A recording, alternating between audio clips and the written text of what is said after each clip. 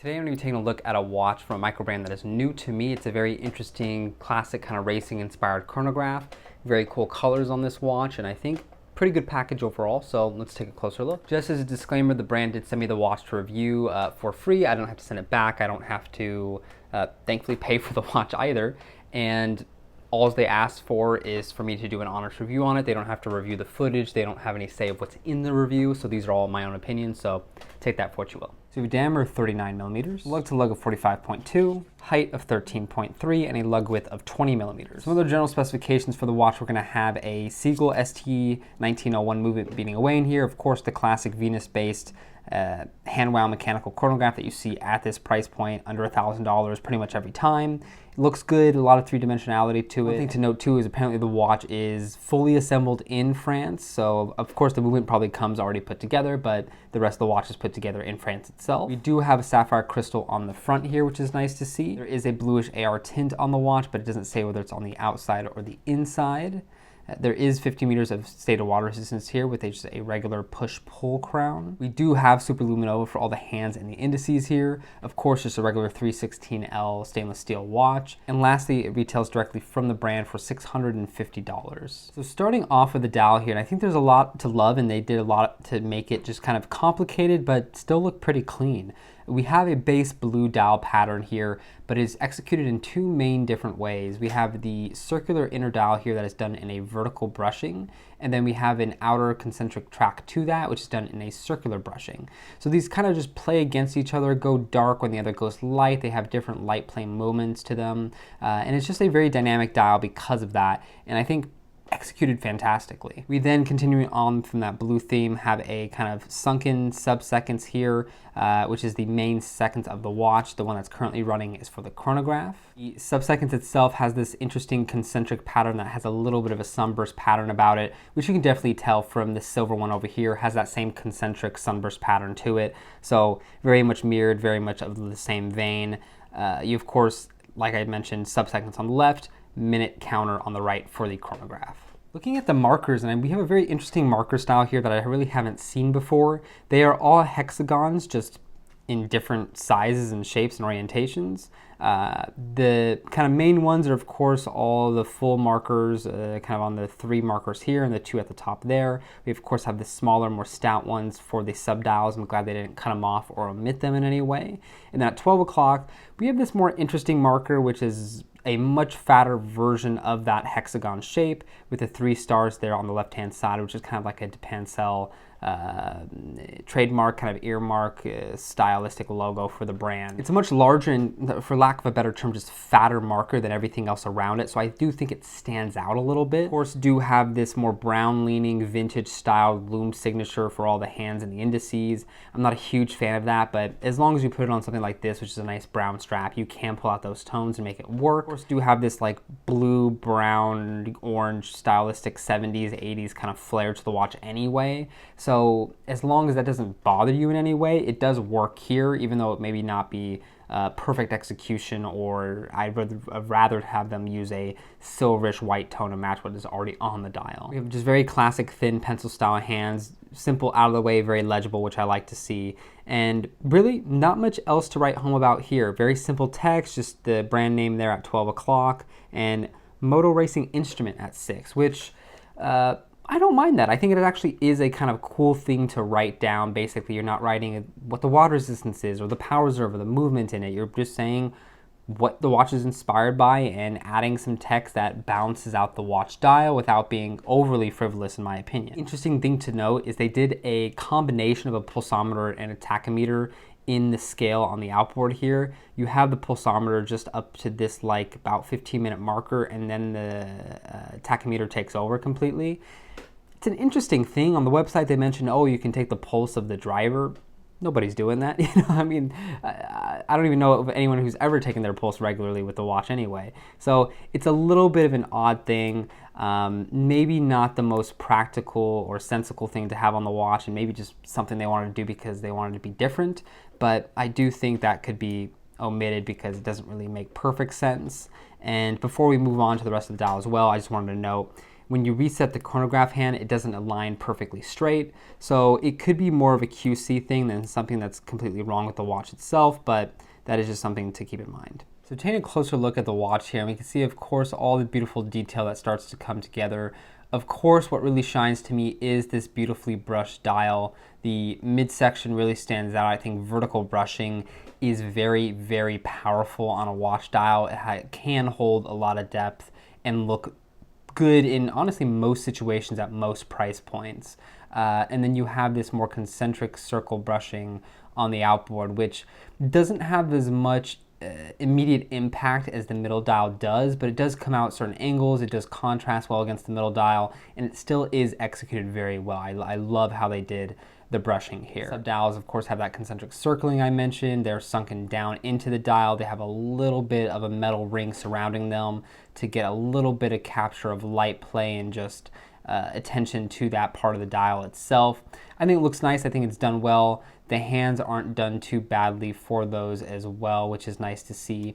And then that text is actually so subtly done here on the sub-seconds. I didn't even notice it at first. It just says France there, which is a nice little touch because, again, it's supposedly hand assembled in France. Focusing on the markers for a second, you see a lot of detail that wasn't initially noticeable on the wrist, or at least from bird's eye view. What is cool is you have a lot of depth to the marker, really. You have the top portion, which is brushed. You have these sides that build outward from that brushed portion just a little bit and have a high polished background to work against and capture the light really well. And then you have black points on each end of the marker, which I've never really seen on any watch or any marker, but it's continued throughout everything except that 12 o'clock marker, and it's also present on the handset too, which is interesting because I don't think it's necessarily super legible or visible from, again, the wrist, but it does very much point to something on the dial. It gives you a more definitive point, at least for the handset, which I do like to see. Overall, I would say the printing is done very well, and there aren't many huge QC issues. Of course, you have like that little tiny bit of dust there between the two markers, but I really haven't found anything glaring or crazy. Some of the markers themselves could probably be a little bit better finished. Just one of those things where at this price point, that's what you're expecting, and these are such small surfaces that they can kind of be forgiven.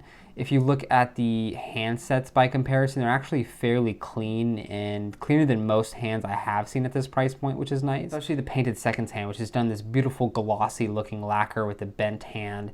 It does look very premium and really pops out on the dial. One thing I will note, and you can kind of tell on the hour hand most, is it looks a little roughly cut along the edges. I do think they could probably refine that just a little bit and get rid of just some of that fuzziness, some of that debris that you see at certain angles. One thing to mention is the lumen fill is actually done really well. Between the hands and the indices, you have pretty much the exact same tone of lumen fill, which is nice to see, and it isn't spotty or very large or blotchy in any way. It just is well done overall. Looking in natural light, we can see the watch really does look beautiful outside. It doesn't have an over amount of glare to it. Of course, you will have glare just like everything does, but viewing of extreme angles is great. Even when there is glare in real life, it's still a very legible watch. You can still see a lot of the details on the dial. It's not too hazy in a sense.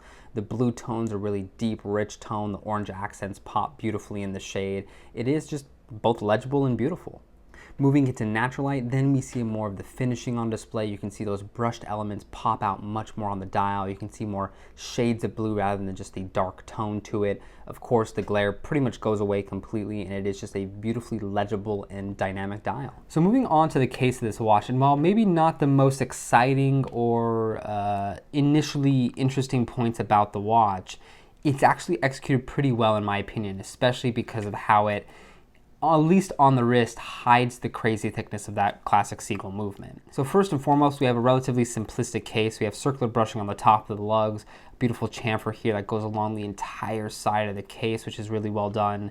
We do, of course, have this beautiful concave bezel, which I think concave and convex bezels just in general are better than flat bezels. They add more depth, they kind of lead to the crystal better, and they're just more visually interesting. So there's, in my opinion, no downside to it. Beautiful gently domed crystal there, which actually, again, as I mentioned, is playing beautifully off that dome of the bezel. And then we have vertical brushing on the case sides. The only thing I'm not super crazy about is, of course, we have this little plaque here on the side of the case. I could take it or leave it. It's not something that I really care about overly because it's not, one, cheaply done, but also two, it's not something you ever see from the top of the wrist, so it's not a big deal. One thing to note is we have this very interestingly shaped crown. I guess it's a bolt-shaped crown in a sense. It has this 8-sided octagonal shape, which I think is interesting mainly because you have like hexagons on the dial. Might as well make it a hexagon for the crown, but maybe they wanted some more knurling, I don't know.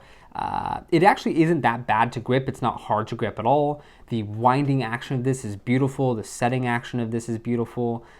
So they did do a lot of refinement to this movement, or at least went with a higher grade of that Seagull movement, because not every Seagull is this smooth. For example, if I have this, which is a, Git Coda, this was like $200 or something. Much screechier. If I bring this next to the mic, super screechy, whiny, not bad sounding movement, but if you compare this to this watch, it makes almost no sound. It's buttery smooth, it's really refined, and it feels premium.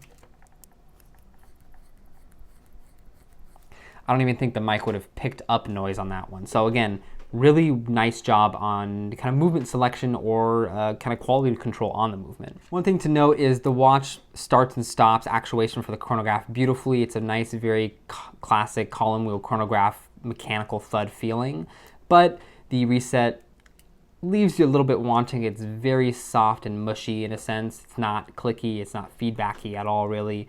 So that is a little bit of a letdown, but you get what you pay for. It's not an expensive watch in the grand scheme of mechanical chronographs, so you gotta give some concessions.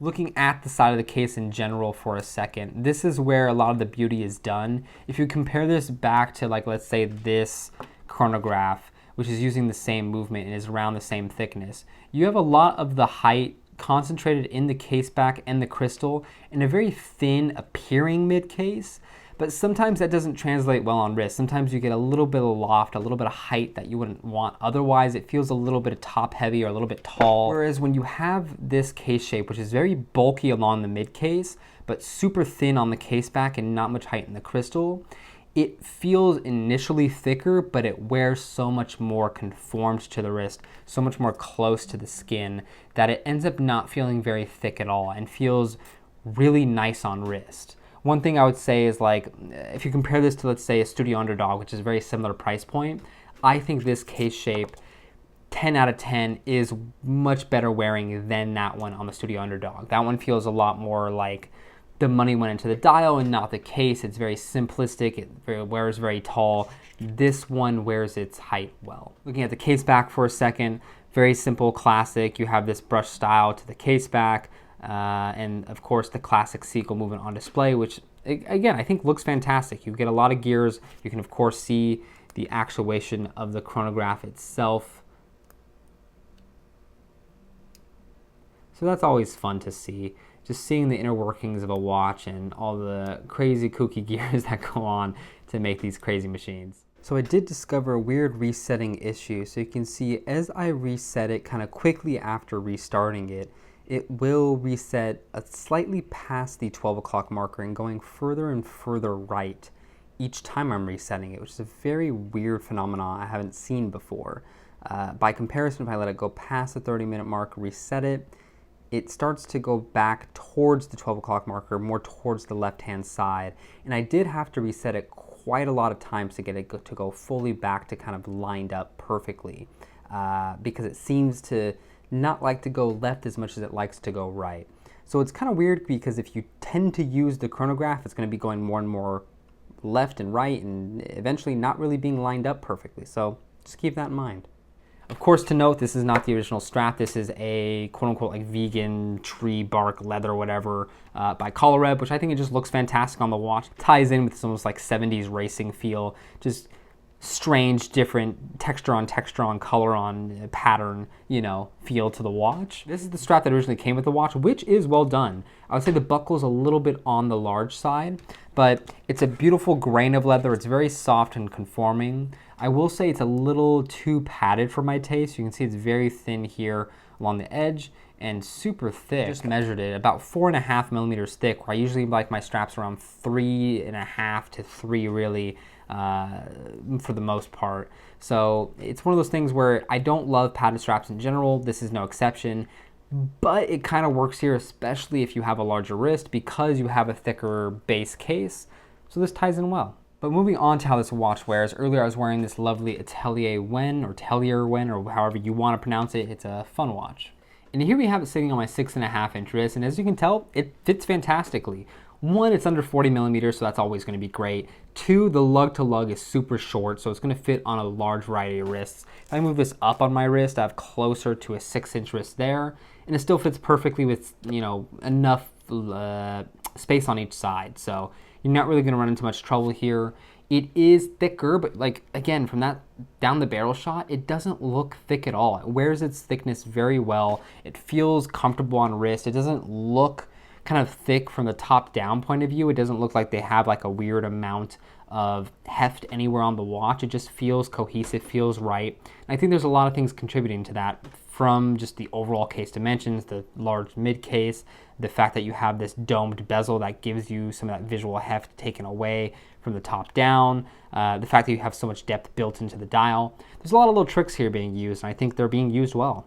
Looking at the watch from the side, again, conforms perfectly to the wrist, so there's literally no daylight shining through. It's just one of those things where they did perfectly on the ergonomics of this case. And if you came out with this case in, like, let's just say a regular three-hand kind of manual wind variation, it would be a beautiful, beautiful wearing case shape. So this is something they can definitely build upon and kind of use as their hallmark, trademark case shape because it is done that well. Putting it back on the original strap, of course, classic Rowley style, beautiful leather choice, nice orange stitching, nice little detail of the French flag and the stitching right here. That's cute. So it's just one of those things where it is a well-executed strap. You have, of course, quick-release spring bars, which is always great to see. Not only that, but these are really sturdy quick-release spring bars, so it's one of those things where they did not cheap out on the kind of quote-unquote lesser materials here. They definitely went the extra mile. So really nice strap overall. Doesn't fit too badly, but it's one of those things where the leather is thicker. It does conform pretty well, and it's pretty pliable, thankfully, but it's just not my preferred choice on the watch. It does color match perfectly. The blue works really well with the dial. The orange, of course, accents everything perfectly. It's a nice looking strap. It's just not my favorite. And as a last really fun option, why not put a chronograph on a one-piece NATO? This is a beautiful chevron strap from Crown and Buckle. I believe this is called like the Oxford colorway or something like that. The blue tone makes it very youthful, fun, bright, poppy. Brings out some of those lighter blue tones you do get out of the dial here and there, but also just contrasts nicely against the base dark blue state. I think it looks great. One great aspect is because you already have that pretty low profile, really close to the wrist wearing case, this tiny little fabric strap, although on the thicker side, isn't really adding much height at all, and it's not really preventing the watch from laying really flat and close to the wrist still. So it still wears well, still plants the watch very nicely, and I think looks pretty great. Taking a look at the lume here, nothing overly special. It is super luminova. It is fairly bright, but it doesn't last forever. You can read the time fairly well, thankfully, but you don't have any lume on the seconds hand. To be fair, no one's really timing anything to the second in the dark, so that can be forgiven. Reluming and comparing to the classic Timex, of course, Indiglo a little bit brighter, of course a little bit more of a blue-leaning lume tint. But like I said, the Depancel is not bad lume-wise, it just probably could have a couple more layers and be a little bit brighter. So pros and cons of this watch here, and I think there's really a lot to love. There's really, to me, one of the most important parts of it is it's just a beautiful wearing case shape. It's a sub 40 millimeter watch, which is always fantastic to see. 39 millimeters I think is a really nice sweet spot for chronographs, and there's not a lot of chronographs being made in that size at the moment. Other than that, I just do think the constrained lug to lug pretty awesome, wears well on I think a variety of wrist sizes because of that, but it does have enough kind of beefiness. It has a 20 millimeter lug width. It has a great stance on the wrist for really any wrist size. My next big pro, and probably the biggest pro for me, is the overall dial quality and how much depth they've built into this dial. There's so many layers, the raised markers, the sunken sub-seconds, just the different finishes on the dial, the concentric rings and circles that you see there. There's a lot going on, but it also doesn't look too complicated. It doesn't look like they're trying to do too much at once. It all blends together very well, which is very hard to do for such a complicated thing with so many things on the dial. It is still very legible, it's still very readable. All the elements are pretty distinct from each other. The tachymeter is on a different colored ring. The dial central seconds is on a different colored ring. The chrono hand for the seconds is a different color than the regular seconds hand. So it's all very much legible and distinguishable from each other pretty easily and at a glance, if I'm being honest, which is important for a watch. Kind of following on from that dial point, when we looked at macro, I think it just was fantastically done. The brushing looked great, the markers looked great. Sure, there can be some tightened QC and some, in a sense, higher end machining done, but for the price point, it's completely acceptable and I still think looks good as it is done. My last big pro for the watch is I do think the movement feel on this Seagull chronograph is fantastic. It's the smoothest winding experience I've ever had from this movement type. It's a great function to the pushers for actuating the chronograph, which the kind of Seagull movement tends to have anyway because it is a column wheel chronograph. But that aside, I do think they went with a higher grade of movement here, some things withstanding, and I like to see that. I don't know if they did any modifications themselves to it, but they did just go with a nice batch of the movement. Now moving on to cons, and one of the biggest cons for me, and this was found kind of late in the review and honestly almost before it was posted, so thankfully I caught it in time, and you'll see it in the video, is the fact that there's a weird chronograph seconds hand resetting issue where when you kind of reset it before 30 seconds, it will not only not go back to 12, but when you reset it, it keeps going further and further and further away from 12, more and more to the right. Whereas if you go past 30 seconds and reset it, it starts going back the other way. So it's a very strange thing to see. I've never seen that with any chronograph before. I know it's an issue that can happen. I've heard it happening with other brands as well, and much more expensive brands as well. So it's not isolated to just this movement or just Chinese watches or anything like that, but it is unfortunate to see here. That's probably just a QC issue. That's something you would reach out to the brand for, and then hopefully they would replace it or fix it or something, but I'm just sharing my experience with the movement I have on hand. Other than that, and to be fair, it's a pretty big issue overall, and could be just set onto my watch, and you might not have an issue if you order one. Digressing though, the main other issue I have is the fact that they use faux lume. I'm not the biggest fan of it. I think in very few cases it ends up looking good. Here, it kind of works. Like, it doesn't really jump off the dial too much. As long as you go with tones that kind of complement what's already there, it looks good enough. It contrasts in a way that makes the markers legible, which is nice, but I don't think they had to do it in this faux Tina styling. They could have gone for silver. They could have gone for white. Could have gone for blue or something like that and been more different, more interesting, and introduced a more fun kind of lively light blue color or something. But as it stands, I don't hate it. I just prefer it was done differently. And really, that's all I have. There's not much bad to say about it. I do think for the most part, the pros outweigh the cons. And I really enjoyed my hands-on with this watch. I was much more surprised by it in person than I thought it'd be. The pictures on the website look a little flatter, as pictures tend to, and a lot of the depth and the kind of subtle detail that's on this dial is, I think, lost in translation of, the digital photograph. In person, it's a very lovely dial. It has a lot of depth, it has a lot of life, and I think it is absolutely justifiable for the price point they're selling it at. I mentioned it already a little bit earlier in the video, but the most direct comparison, especially price point wise, is to Studio Underdog. They're using the same movement. They're also kind of going for fun colors. This one's a little bit more serious and traditional. But I would say, having owned both this and that, this is a better watch. It feels more cohesive as a package. The case shape, I think, is really what does it here. It wears well, it's proportioned well, it doesn't feel too thick, and again, for a manual wind chronograph, the Seagull movement specifically, that's usually the issue of it feeling too thick, and this one doesn't. It wears very well on wrist. So with the quality of the case and the quality of the dial, I just think it's a really good watch to go for. If you like the aesthetic, which I don't doubt many people will, I would definitely say check this brand out. They do some other cool, fun things. I saw they basically use this case shape in a more simple three-hand version for cheaper, which is, I think, definitely something to look at too if you're not super into chronograph or you don't want the Seagull issue that I have here. But yeah, just let me know your thoughts down below, whether I'm right, whether I'm wrong, what you think about the watch, and I look forward to hearing from you. Anyway, thank you as always for watching the video. Hope you got something out of it, and I will see you in another one.